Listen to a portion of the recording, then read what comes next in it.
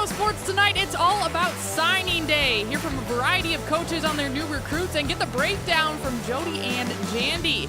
Then it's USD Coach Talk. Don Plitzowite's squad is 10-0 in league play, and Jay Elson joins her in Vermillion to talk about the rest of the season leading into the Summit League tourney. All of that plus much more. Midco Sports tonight kicks off right now. Good evening. Happy Wednesday, everyone. I'm Kelly Stewart, and this is Midco Sports Tonight. Well, today is National Signing Day for NCAA football, and we will start with North Dakota. So to fill us in on some of the notable signings, we bring in our own Jody Norstedt. Jody, I know you talked to a few players today. Did it have a little different feel than past signing days with the early signing period happening back in December? I think it did. A lot of the Division I guys had already made their commitments, but I think it put more of a spotlight on those Division II, Division III players, NAIA players, which is pretty cool. Now, I actually started my day over the river in Moorhead because we had a trio of players from that squad holding a signing day event. Moorhead linebacker James Eggert there on the right will play over at MSU Moorhead. Meanwhile, Spud running back Otis Weah will play at North Dakota on a partial scholarship. Weah, he's a 5'8", 184-pound running back. He rushed for over 1,800 yards and 20 touchdowns last year as a senior. He says he's looking forward to reuniting with some old high school teammates up in Grand Forks. Talked to Brady Leach, of course, and Jay Lawrence. Jade's always been in touch with me, and he always, throughout the season, he'd text me and tell me, hey, keep working and stay patient. Offers will come eventually. So he's the one that's kept me on the mellow side and not being anxious with the offers. Now, another area player going to the Fighting Hawks is Grand Forks Central quarterback and outside linebacker Zach Murphy. They don't build them much more athletic than Murphy. He passed for over 900 yards and rushed for over 1,100 more, combining for 21 touchdowns. He also made 46 tackles, and the plan is to put him at linebacker at UND. They hope to probably utilize his speed in that 3-4 defense.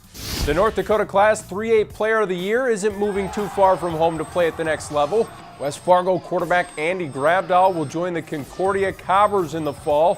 Grabdahl had a special season, passing for over 2,000 yards and 22 touchdowns, leading the Packers to a perfect 12-0 record in the school's first state championship in 14 years. He also rushed for 640 yards and 10 scores, something he hopes to do more of in the Cobbers offense.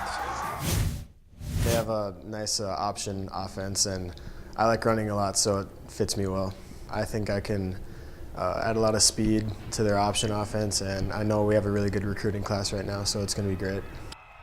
Now, this was the scene at Fargo South as a total of 7 players put pen to paper this morning to sign on with their respective colleges, including one D1 prospect, that being future UND linebacker Victor Isaac, whom we spoke with during that first signing day period.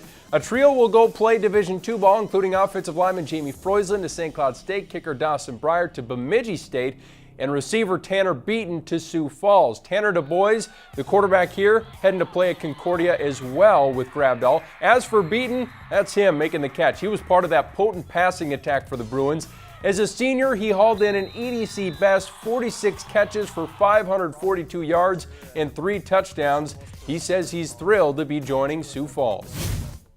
Probably the culture, and the coaches are the most personal at any college I talk to, and they're probably the most successful out of the teams that I talk to as well. I'd say it's best fit because they run a similar scheme to South. They run a lot of crossing routes and things like that, so I'll be used to that, and I'm pretty comfortable with the receivers coach, so it'll be an easy transition. I think it's a testament to all we've done. Our class worked really hard for this, and it showed on the field for the last 3 years, so I think that's probably the biggest thing. How about another North Dakota kid heading south? Allendale Edgley Column stud running back Clayton Greenike also made his commitment official today. The 6', 195-pound rusher heading to Aberdeen to play for Northern State. Greenike finished his career with over 5,000 rushing yards and 64 touchdowns. He was the Class A Player of the Year this past season and led the Thunder to a state championship as a junior. It'll be fun to follow in the Northern Sun. Mary and Minot State did a nice job of keeping the city kids in their respective cities. Let's start with the Marauders in Bismarck. Cade Lynch, a defensive back and wide receiver for the Century Patriots, battled through injuries in his high school career, but has a ton of potential. They like him at wide receiver. He caught 11 touchdowns in his career. Jonah Krabs, this guy, linebacker and running back, helped St. Mary's win 3 state titles in his time with the program. Krebs is 6 feet tall and 195 pounds. He's a beast. He made 71 tackles his senior year.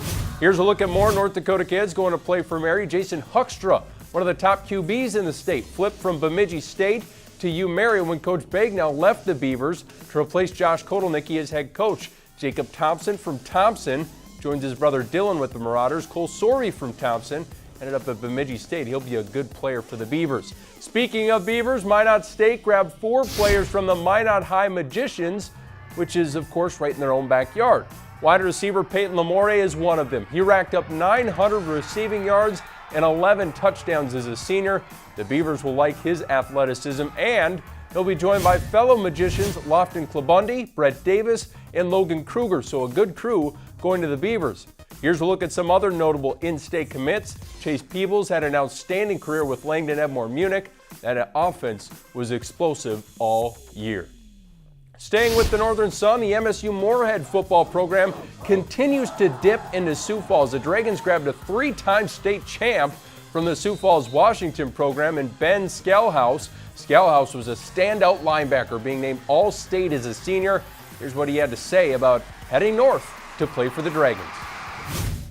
Throughout the beginning of the recruiting process, I really saw Moorhead as I really would think about going here because the coaches are they're loving.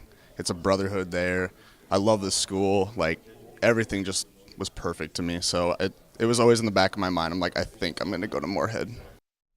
Now joining Scalhouse in the Dragons linebacker core will be Moorhead's James Eggard, who we showed you signing earlier, along with Otis Wea. West Hope, Newberg, Glen Burns, Trent Marquardt is one of my favorites on the list. He was a 4-time All-Conference choice, 2-time All-State defensive back, and an All-State wide receiver in 2015. That's where he'll play for the Dragons to start. Brett Scarda from Watford City, he'll be a good red zone target. 6'5" receiver. He got 17 career touchdown passes for the Wolves. All in all, Kelly, a lot of area kids are going to get the opportunity to play at the next level. It'll certainly be a treat to continue to follow their careers. Back to you. All right, great stuff. Thank you so much, Jody. When we come back, Jason Andera joins me in studio to chat about the high school recruits from South Dakota. This is Midco Sports Tonight. Midco Sports Tonight, presented by Avera Orthopedics.